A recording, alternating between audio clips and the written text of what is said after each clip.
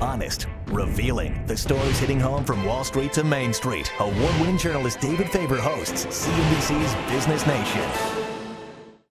Bert and John Jacobs, the youngest of 6, grew up sharing bunk beds and an entrepreneurial spirit. In 1989, the brothers took to the road, selling T-shirts that they designed, printed, and sold, all out of their 15-foot minivan. Our brother took us to an auction. It was the only one available, and what we did was we pulled all the seats out of the back. We called it the Enterprise. We wanted to go where no T-shirt guys had ever gone before. But where they seemed headed after 5 years on the road was out of business.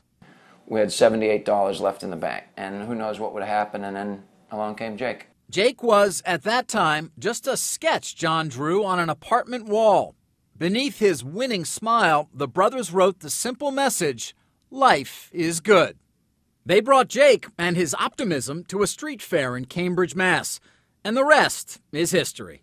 We sold 48 shirts in 45 minutes, and it was the fastest thing we ever saw sell. It was stunning to us and almost scary. Now we had to figure out what to do with it. Bert, the company's chief executive optimist, and John, chief creative optimist, seem to have figured it out. What began in their 15-foot minivan today is outgrowing more than 150,000 square feet of space in Hudson, New Hampshire.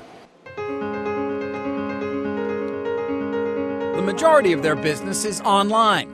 Thank you for calling Life is Good Online. But they also sell in retail outlets, like their flagship store in one of Boston's high-end shopping districts. First year that we actually sold Life is Good to retailers, I think we did $82,000 in business. And then went to a little over $250,000 the next year, which is not a lot of business in top-line revenue, but to us, we almost fell out of our chair. We couldn't believe, $250,000. Sales continued to soar, and soar, and soar. Life is Good will have more than $100 million in sales this year, all without spending a dime on advertising. It's funny because our roots were in hawking in the streets and asking people to buy shirts. And I think Jake's cooler than both of us, and people come to him.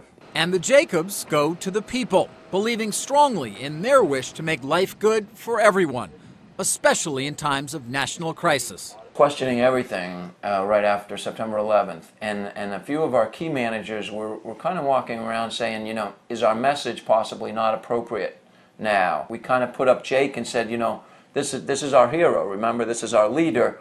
What would Jake do?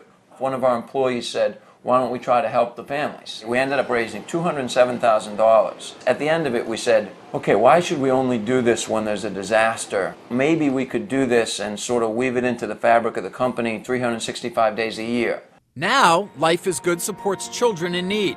Its most recent event was at Boston's Fenway Park and raised more than $800,000. Look what's happened. What comes from the card table in the street and selling the T-shirt. And now it's hundreds of thousands of people doing something with momentum. And at the center of it, there's Jake, the little thing that John drew and put on the wall. We'll never know all the good that a simple smile can do. Raw, honest, revealing. The stories hitting home from Wall Street to Main Street. Award-winning journalist David Faber hosts Cnbc's Business Nation.